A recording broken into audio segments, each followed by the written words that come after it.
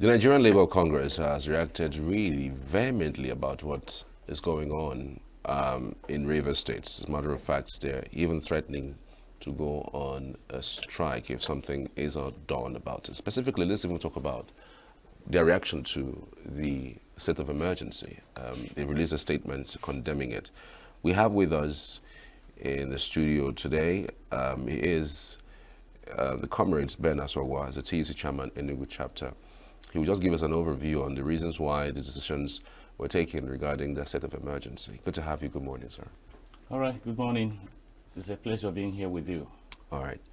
I'm sure that whenever decisions are taken, you people meet and then take that decision, so there wouldn't be any dissenting voices.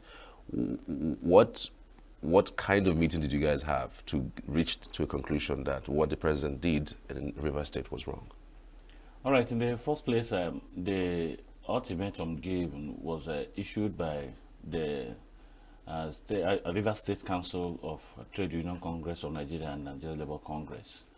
But that is in tandem with the stand of organized labor in Nigeria. Because what we normally do is that we do a review of the state of the nation every now and then. It's as frequent as one can think of, especially when there are certain developments. For instance, we give reports of what happens in every state. As I'm in Enugu here, if there is any development here that requires communication to the national leadership, we'll do that. So when the issue of Rivers State came up, well, it was reviewed based on the implications and also the political scenario that led to what happened in Abia State. And I must practically tell you that Nigeria is really sliding into a state of anarchy, where we have a cover of political system we call democracy, but the content is more of anarchy, because that is only where you see such a situation that power rests on certain people to the extent that things can be done the wrong way. So when we reviewed the particular reasons given for the state of emergency, and then the kind of effect it has on the working class, specifically the workers in Rivers State, because it's just like having a military rule in the state. In a situation where we've already seen that the chief of staff has been appointed, and that is a military officer, and we are no more used to that military aspect, especially when we don't think that a lot of things have happened to warrant state of emergency. That is why people in Rivers State view it as an anti-democratic action and not in the interest of the people. Because if you look at the scenario, it was more like a calculated action, in the sense that what is going on in Rivers State is practically a political tussle, which happens virtually in many states of the country. And when the president was talking about the state of emergency, he mentioned certain things, including the fact that an oil pipeline was tampered with in the morning of that day. And he has forgotten that he's the commander-in-chief of the Federal Republic, that both the military and police and all other security agencies are under him as the president of this country. And as the law states it, the power is not directly resting on the governor. The governor doesn't give directive to IG. Even the commissioner of police in the state will always tell you that he takes command from his boss up there. In most cases, especially when the desire of maybe the governor is at variance with that of the federal government. So, but coming down to say that the governor failed in that aspect is more like just calling a dog bad name in order to kill it. Because we, from the labor perspective, do not see any political scenario, any scenario that is unusual with the political system. He, as the president, also has interests, because even when he was talking, he heaped all the blames on one person. But let me not just go into the nitty-gritties of that state of emergency. But as it affects workers, we know that in a military system, it is always difficult for you to even air your view. It's always difficult for you to say no to wrong actions. And when you bring in military system and use it to create a gap between the people and democracy, you are already taking away that right. So, and that is why our people are against it. Because we know that as it is today, it is difficult for you to now begin to query the military on their actions. It's difficult for you. If you want to come out to protest, they will call it one name. They can even say that it is a treasonable offense. The military is such a system that doesn't follow all these constitutional provisions. And we know that even as we talk, the salaries of River State workers is already being overlooked to a good extent. And when you talk about federal allocation to a state, if you are withdrawing federal allocation, you know that the consequences is not just on the governor, but the people. And the way federal government has handled River State issue shows that they are playing to the gallery. And no one ordinarily expected President Tinubu to behave this way, because he actually suffered the same fate when he was governor. He stood on his own and against the president of the nation then, and he distinguished himself from other governors. Even when federal government was then fighting him, judiciary rescued him, the people rescued him, people were for him. And I can say that even at that early period of democracy, it was more democratic than now.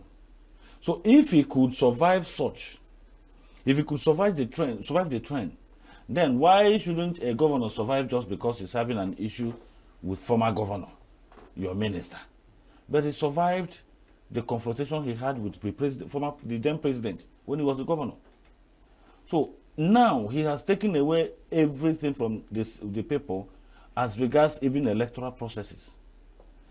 It has got to a point where even when you have a democratically elected person, the president can just stand up and pronounce whatever. If we allow such to continue, we'll get to a time where maybe after election, if you win from opposition party, the party on seat or the president in power can just bring up one issue and declare state of emergency and remove a democratically elected governor. So we don't think it is healthy. We feel it's anti-democracy. And this is the height of injustice, in the sense that what he mentioned, okay, look at other states of the nation where a lot of things are happening, where some parts of you come to a state and find out that some parts have been colonized by terrorists. Is that not stronger than what is happening in River State? If any place, if we should consider the situation, both issues, in fact, it is more relevant or more reasonable to declare state of emergency in a state where part of the state has been colonized by terrorists than where there is just political misunderstanding. And we all know practically that the issue is between two elephants: the sitting governor and the former governor, minister, for that matter. And if that is the case, if you want to intervene as the president, it should be to broker peace, not to make sure that you successfully brought down a democratically elected governor, and the people will start running military government in a democratic system. It doesn't really tally. So what is River State is now becoming it's like a state in Nigeria that is existing like a different nation. Because while other states of the federation are enjoying democracy, I can just say that there is military rule in Rivers.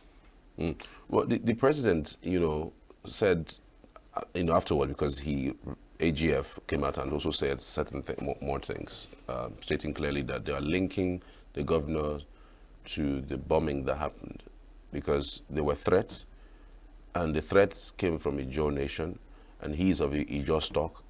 In days building to the bombing of the pipeline, he never once condemned them. Not once did he say I'm condemning whoever is giving this threat. In fact, I'm going to send security against you. So the president read it like he's with them in that notion. And so because of that, he needed to take full wrath. It's not as if he cannot declare a state of emergency and still leave him. But in a situation where you have a sitting governor whom they claim they have, evidence linking him to the militant group, and then you have a state of emergency, the things might run, there might be more chaos. So the only way, I'm thinking, what they are thinking is to allow the governor to step aside, and then let's have a clearer view on what's going on. Don't you think that they did that, to avert the impending, chaos in River State? Wonderful. In fact, I'm just hearing for the first time that such an issue of this gravity can be handled with implied meaning, because it's implied to say that because the governor is from Ijaw nation and there is that tribe, and Ijaw people threatened and an action was taken, therefore the governor was the one that insinuated them. He did not condemn it. He did not even let me tell you one thing. How do you condemn something? Does it only imply coming out to announce that these people did the wrong thing? Was he clapping for them? Because it would have been enough for the president to tell us that after the bombing that the governor was hailing them. Can we say that the governor was hailing them? Even if he didn't come out to say, I'm condemning what we're doing, did they hear or did they see the governor come out to say that he's happy with what they did? Let me ask, the vice president of this country, is he not from a state where terrorism has been there for how long? There was even a time he was accused. Am I wrong? There was a time he was even accused of being part of or sponsoring the terrorists. Did that stop him from being the vice president of Nigeria? So when we look at certain things, in fact, in some states of the nation, certain things happen and you don't see the governors. In fact, some people even believe that some northern elders and authorities are in support of certain things happening there. Some also believe that in the southeast, that there are some people in the southeast that hobnob with some certain set of people. Does that stop them from being part of the country or having the right maybe to become a governor or whoever? So how can you just interpret something on an implied form and use it to take such a dangerous decision? No, it's so not implied. It's not enough. He's the chief security of the country, and he knows everything that happens. He gets briefing every day. As the chief secretary of the country, why did that happen?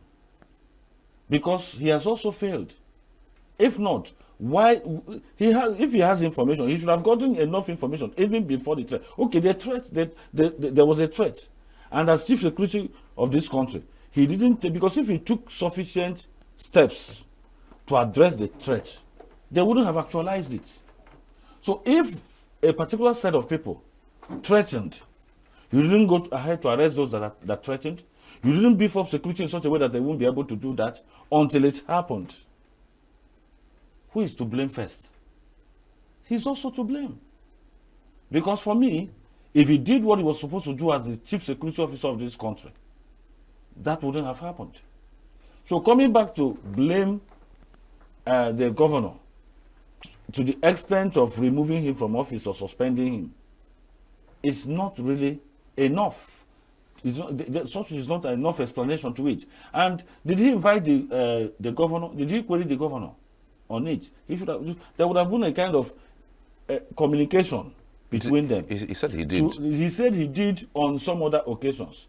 And when he did the governor tell him? Did he tell us that the governor said, "Hey, leave them. They are my people. I'm in support"? Did he say that? So if he did, and possibly the governor said, "What? Why didn't he tell us that the governor now said, no, don't touch my people. I like what they are doing"? If that is the case, he should tell us. Let me tell you, what he did was politically motivated. That is the bitter truth. It was politically motivated. How so? Because there is a political scenario that has been the cause of all these things. And we know that there are so many political interests in the state, particularly between the two elephants, the present Minister of Works FCT and the governor, the sitting governor. There was a time he even intervened. And there was Supreme Court ruling. And since there is a preceding Supreme Court ruling, he should have also waited to know if the governor will implement it. The failure of the governor to implement it or refusal to implement it would have also been another meaningful thing. Even when he was saying that he breached all these rules, he breached this one, he breached that, at least there was a... If there is a ruling at lower court and somebody appeals, you don't call it a breach until the final judgment from the apex court, which is what happened there. And when that happened, did the governor not come out openly to say that he was going to obey the court ruling? So why now coming to flog it up again as if the governor... In fact, I'm not trying to speak for him, but speaking on the side of democracy, I must tell you for sure that it was a calculated action. It was calculated. In the first place, there was a move to impeach the governor. Why didn't he wait for them to follow that democratic process of impeachment? That would have made better meaning to Nigerians. If the House of Assembly members had successfully carried out the impeachment of that the governor of Rivers State, in fact, nobody would have condemned him. It's a process. I mean, I'm not sure that that process would have in any way finished in 2 weeks, because even the Attorney General and Commissioner for Justice is under the employ of the governor, so you wouldn't have It doesn't mean he should also know that that is why he cannot easily be impeached. He, as the president, it is the same conditions that will make it difficult for Fubara to be impeached that made it also difficult for him to be impeached easily. So why all this? Is it not a process that protects him as well? Do you think that if it's easy to impeach, he wouldn't have been impeached? The law made it that way so that you don't just wake up and get to the legislative house and impeach the sitting president or governor. That is why the law made it that way. So, and from what you said, let me also give an implied interpretation. He knew that it was going to be difficult for the legislators to succeed in impeaching the governor, so he had to use an alternative means. They went into the process, and having calculated what the outcome was going to be, he knew that it was going to be difficult for them to successfully impeach the governor following the legitimate processes. So the next option, which I may term option B, was to quickly declare a state of emergency. How do we... Okay, if he's now accusing the governor of masterminding that, the action he took may even be interpreted as to say that what happened could have been executed by some plotters who capitalized on that threat. It can also be interpreted that way. Because the way he quickly took action, an action happened, something happens today, tomorrow you had already taken action, showing that something was somehow planned, if we must all begin to give implied interpretation. So for us, the workers, we know that it's not healthy to start sliding Nigeria back to military. At least we have survived decades of military rule in this country. And having switched over to democracy, we want our democracy to be holistic. State of emergency can be declared, but you can declare state of emergency and still leave the sitting governor there. Yeah. And when you declare such state of emergency, it also gives you power to take certain actions as the chief security officer. Why didn't you leave the governor there? Why must you bring in the military? That tells you that something is wrong somewhere. And that is a poison to our democracy. The action the president took is a potent poison to democratic system, I must tell you. You know, the problem with the law is that sometimes you can quote any aspect. It's just like the Bible, where you can quote some aspects to justify whatever you are doing.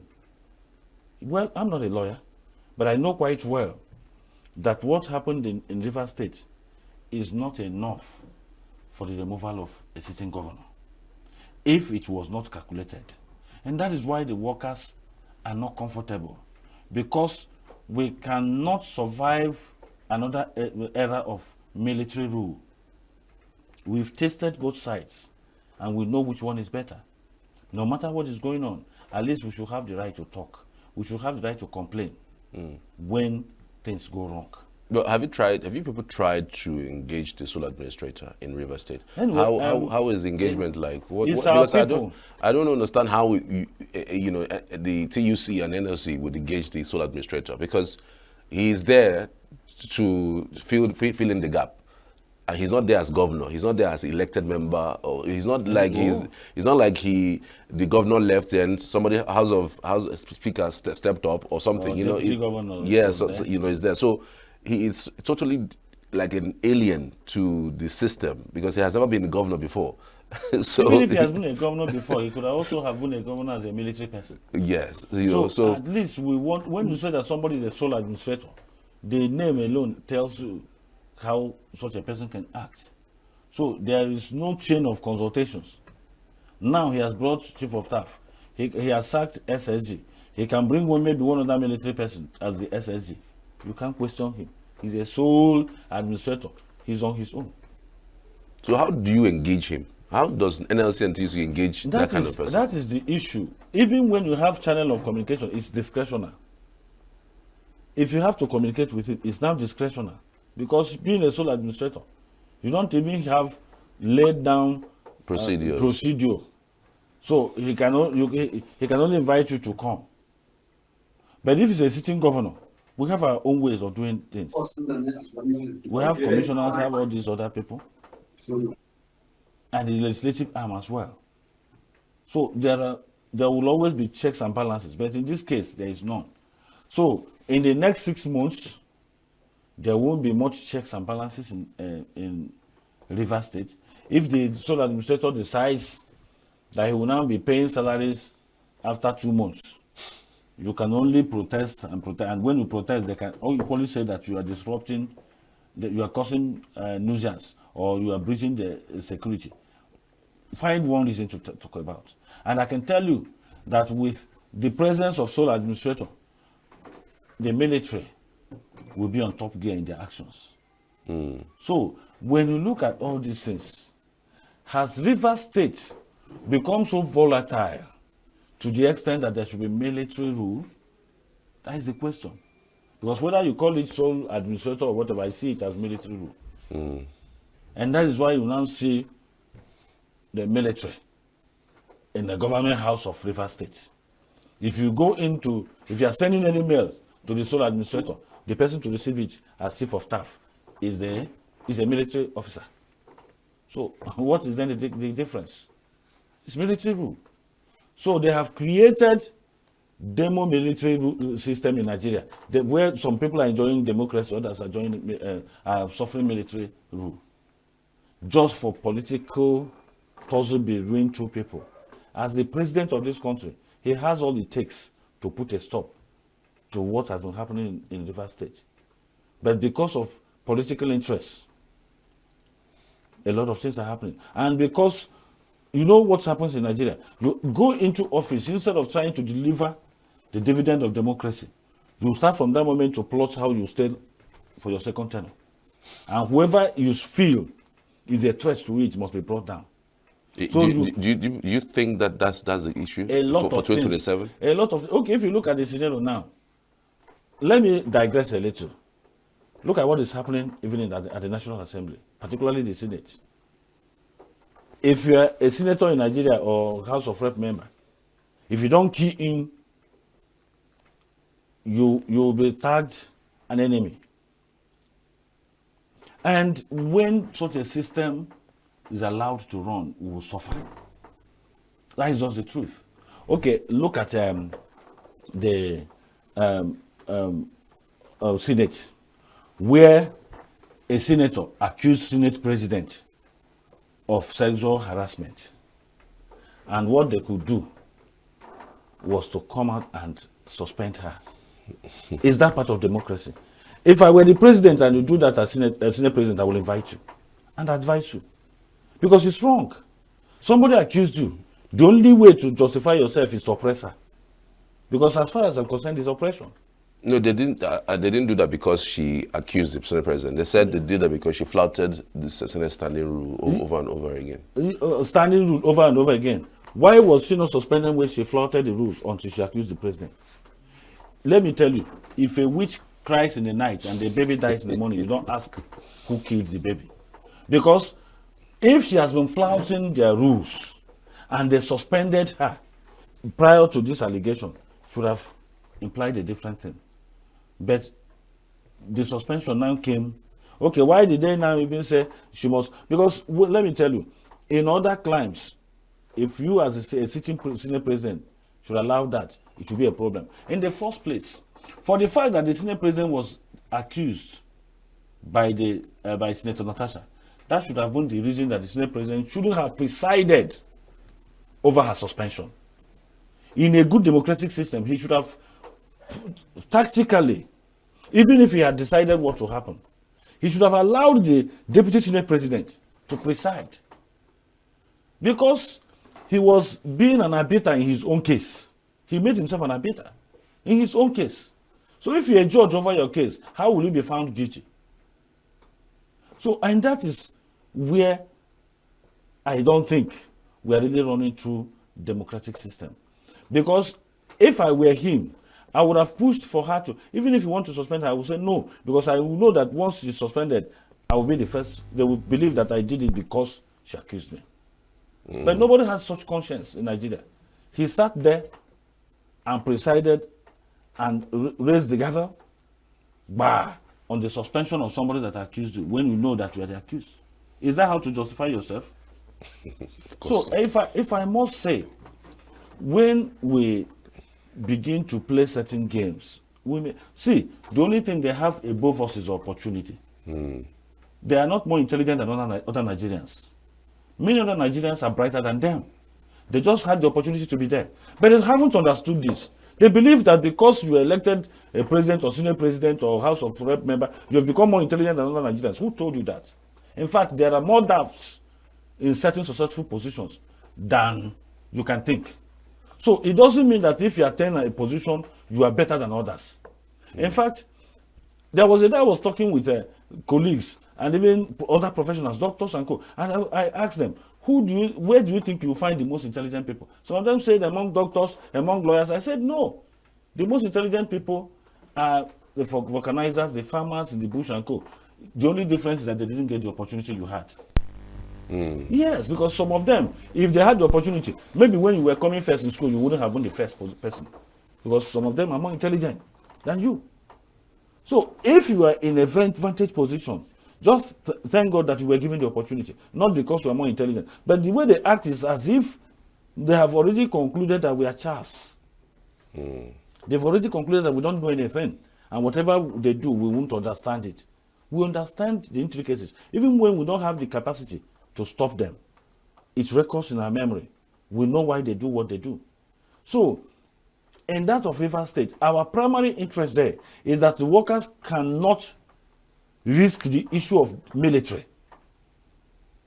Because if you talk in Rivers State, there is every tendency that the sole administrator will say, I've sacked you. Yeah. And that is a big deal. And who knows what their plan is? Yeah. If you keep quiet, they said for this is in the interim. After 6 months, nobody knows what will happen. Yeah. He can also declare another 6 months. And by the time he declares another 6 months, it will be running into the end of this particular tenure. True. So, and that will now mean that you've messed up the democratic system in Rivers State. Because of what I can term flimsy reasons. Because what happened prior to the declaration of state of emergency is not an issue that the president, as the chief security officer of this country, cannot tackle without removing the governor. Absolutely. Comrade Ben, we'll keep an eye on this development. If there's anything that comes on, we would also invite you further. But we want to appreciate you for your insights on the program this morning. All right, thank you very much. Save Nature TV. News in your pocket.